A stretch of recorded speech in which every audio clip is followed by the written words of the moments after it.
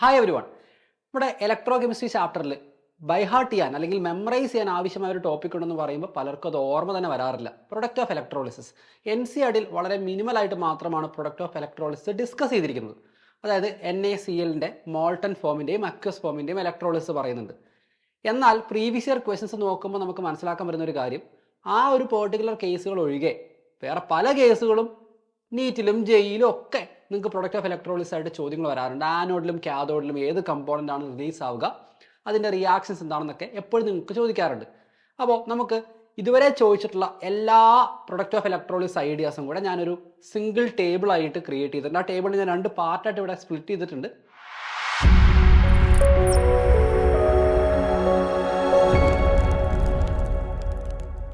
അപ്പോൾ ആദ്യമേ നമുക്ക് പഠിക്കാനുള്ള കേസുകൾ എന്ന് പറയുന്നത് molten NaCl, aqueous NaCl, very dilute NaCl, dilute H2SO4, concentrated H2SO4, aqueous NaOH.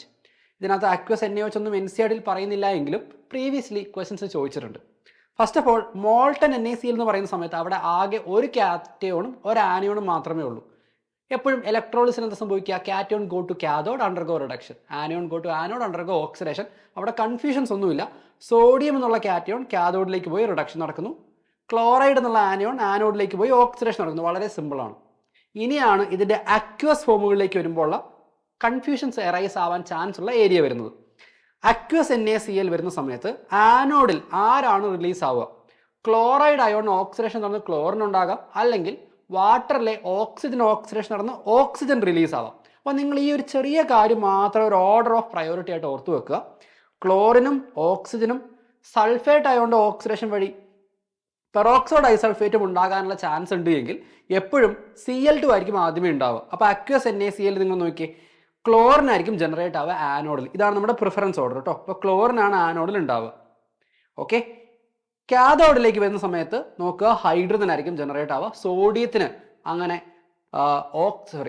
അങ്ങനെ റിഡക്ഷൻ നടക്കാൻ വലിയ താല്പര്യമൊന്നുമില്ല. ഹൈഡ്രജൻ ആയിരിക്കും ഈസിലി റിഡക്ഷൻ നടക്കുക. നിങ്ങൾക്ക് നോക്കിയാൽ കാണാം, ഹൈഡ്രജൻ പ്രൊഡക്റ്റ് ആയിട്ട് വരുന്ന എല്ലാ റിയാക്ഷൻസും ഞാൻ ഒരുമിച്ച് എഴുതിയിട്ടുണ്ട്. അപ്പോൾ ഇത് കുറച്ചുകൂടെ കൺവീനിയൻ്റ് ആണ് പഠിക്കാൻ.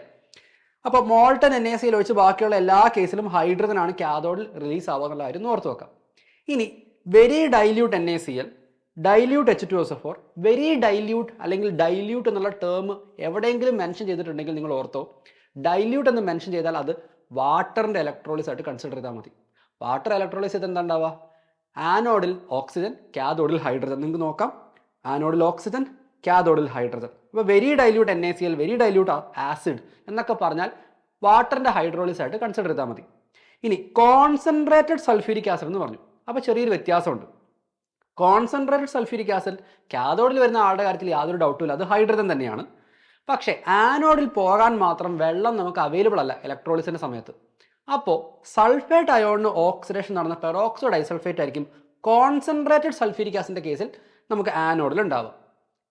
NaOHൻ്റെ ഇലക്ട്രോളിസ് നടക്കുന്ന സമയത്തും വളരെ സിമ്പിളായിട്ട് നമുക്ക് നോക്കിയാൽ കാണാം, ഹൈഡ്രജൻ ആണ് കാഥോഡിൽ ഉണ്ടാവുക. നിങ്ങൾക്ക് നോക്കിയാൽ കാണാം, മോൾട്ടൺ NaCl ഒഴിച്ച് ബാക്കിയുള്ള എല്ലാ കേസിലും കാഥോഡിൽ ഉണ്ടാവുക ഹൈഡ്രജൻ തന്നെയാണ്. അക്വസ് NaOHൻ്റെ സമയത്ത് നോക്കിയേ, ആനോഡിൽ ആരാ വരുന്നത്? ഓക്സിജൻ ആയിരിക്കും വരിക. Oxygen will be generated anode. Now ഇനി കുറച്ചുകൂടെ സ്പെഷ്യൽ ആയിട്ടുള്ള കുറച്ച് കേസുകളുണ്ട് ആപ്ലിക്കേഷൻ ലെവലിലുള്ളത്. ഫോർ എക്സാമ്പിൾ, കോപ്പർ സൾഫേറ്റിൻ്റെ ഇലക്ട്രോളിസിസ്, കോപ്പറിൻ്റെ ഇലക്ട്രോലൈറ്റിക് പ്യൂരിഫിക്കേഷൻ എന്നൊക്കെ നമ്മൾ പറയുന്ന ആ ടോപ്പിക്. അപ്പോൾ അത് മറ്റൊരു ടേബിളായിട്ട് ഇവിടെ കൊടുത്തിട്ടുണ്ട്. നോക്കിയേ, aqueous copper sulphate with platinum electrode and copper electrode. Similarly aqueous AgNO3 with platinum and silver electrode.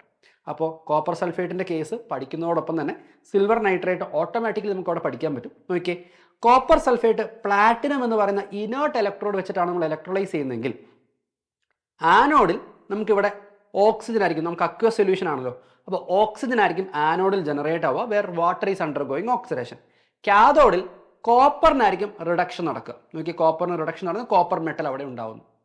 ഇനി പ്ലാറ്റിനത്തിന് പകരം കോപ്പർ ഇലക്ട്രോഡ് യൂസ് ചെയ്ത് കഴിഞ്ഞാൽ നിങ്ങൾക്ക് നോക്കിയാൽ കാണാം, ആനോഡിലും കാഥോഡിലും സെയിം സ്പീഷീസ് തന്നെയാണ് ഓക്സിഡേഷനും റിഡക്ഷനും നടക്കുന്നത്. നോക്കിയേ, ആനോഡിൽ Cu2+ ആയി ഓക്സിഡൈസ് ചെയ്യപ്പെടുന്നു, കാഥോഡിൽ Cu2+ undergoing reduction. Same pattern will be repeated for silver nitrate. നോക്കിയേ, ആനോഡിൽ പ്ലാറ്റിനം ഇലക്ട്രോഡ് ഉപയോഗിച്ച് സിൽവർ നൈട്രേറ്റിനെ ഇലക്ട്രോലൈസ് ചെയ്യുന്ന സമയത്ത് ഓക്സിജൻ, ആൻഡ് കാഥോഡിൽ മെറ്റൽ ആയിട്ടുള്ള സിൽവർ. സിൽവർ ഇലക്ട്രോഡ് ഉപയോഗിച്ച് ഇലക്ട്രോലൈസ് ചെയ്യുമ്പോഴോ ആനോഡിൽ സിൽവറിന് തന്നെ ഓക്സിഡേഷൻ, കാഥോഡിൽ സിൽവറിന് തന്നെ റിഡക്ഷൻ. വളരെ ഈസി ആയിട്ട് നമുക്ക് പഠിച്ചു വെക്കാൻ പറ്റുന്ന ഒരു കേസാണ്. ആൻഡ് വളരെ റെയറായിട്ട് ചോദിക്കപ്പെടുന്ന ഒരു കേസാണ് കോപ്പർ ക്ലോറൈഡ്, CuCl2ൻ്റെ കേസ്. അവിടെ നമുക്കറിയാം ആനോഡിൽ പ്രിഫറൻസ് ഓർഡർ പ്രകാരം ആദ്യമേ ആരാണ് വരിക? ക്ലോറിനാണ്. So chlorine comes in anode. കാഥോഡിൽ ഇവിടെ പ്രിഫറൻസ് ഓർഡർ പ്രകാരം കോപ്പർ ആയിരിക്കും വരിക. ഈ ഒരു ടേബിൾ ഇതുവരെ ചോദിച്ചിട്ടുള്ള എല്ലാ പ്രൊഡക്റ്റ് ഓഫ് ഇലക്ട്രോളിസ് എക്സാമ്പിളും ഇൻക്ലൂഡ് ചെയ്തുകൊണ്ടുള്ള ടേബിളാണ്. ഈ ഒരൊറ്റ ടേബിൾ വെച്ചിട്ട് ഈ പറഞ്ഞ ട്രിക്കുകൾ ഉപയോഗിച്ച് ഈ ടേബിൾ നിങ്ങൾക്ക് പഠിച്ചു വെക്കാം. ഈ പ്രൊഡക്റ്റ് ഓഫ് ഇലക്ട്രോളിസിസ് എന്നുള്ള ടോപ്പിക്ക് നിങ്ങൾക്ക് ഏതെങ്കിലും ഒരു മൊമെൻറ്റിൽ റിവൈസ് ചെയ്യണമെങ്കിൽ ഈ ടേബിൾ ഉപയോഗിച്ച് നിങ്ങൾക്ക് റിവൈസ് ചെയ്യാം. സോ ഇനി നിങ്ങൾക്ക് എന്തെങ്കിലും ഇതുപോലെ അഡീഷണൽ ട്രിക്സോ ടിപ്സോ ആവശ്യമാണെങ്കിൽ കമൻസിൽ മെൻഷൻ ചെയ്യാം. So all the very best. Till then bye.